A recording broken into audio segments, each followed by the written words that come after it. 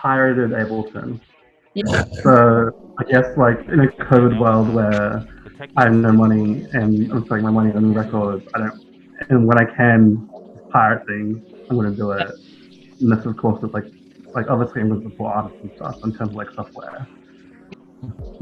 Yeah. Yeah. And Yes. It's evolved a lot over quarantine. So like I said, I'm still like an electronic like music baby relatively. yeah. And like in phone and like the way listen to music to it'll mix is like it's growing.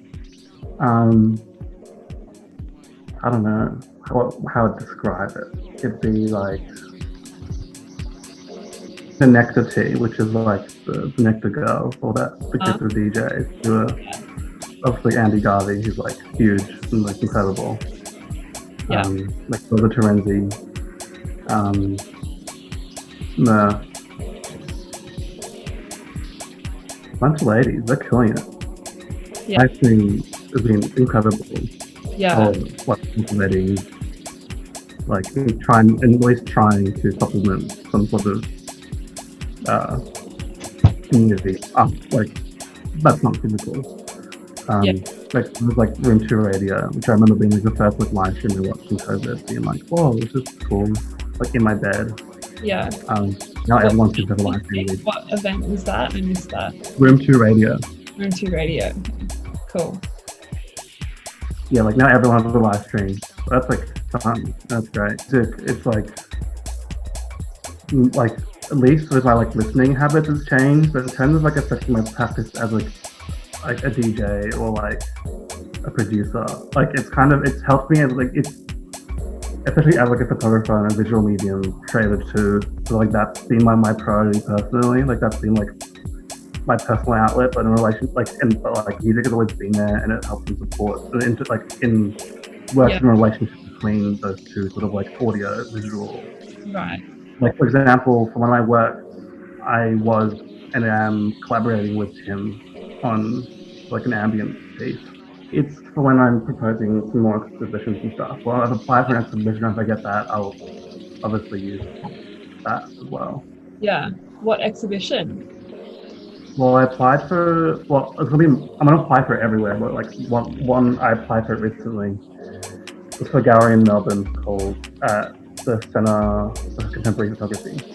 Even just like in music I listen to, like thematically, like yeah, it's like in terms of achieving an aesthetic visually, you have to like it's not just the visual sense. There's also like an auditory, like especially in making video work, thinking about what audio am I using? Am I using any audio? Like what is it going to be ambient sort of like? Is it like especially in tropes within like video work, like the ambient like drone sound is like so prevalent, and sort of like how do I go beyond that? Like how do I go beyond the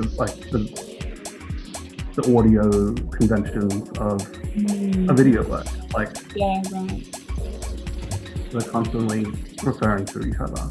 Yeah. And then I think as art, music, and everything grows, like that line will not be as like visible. Like it'll be much more gray area.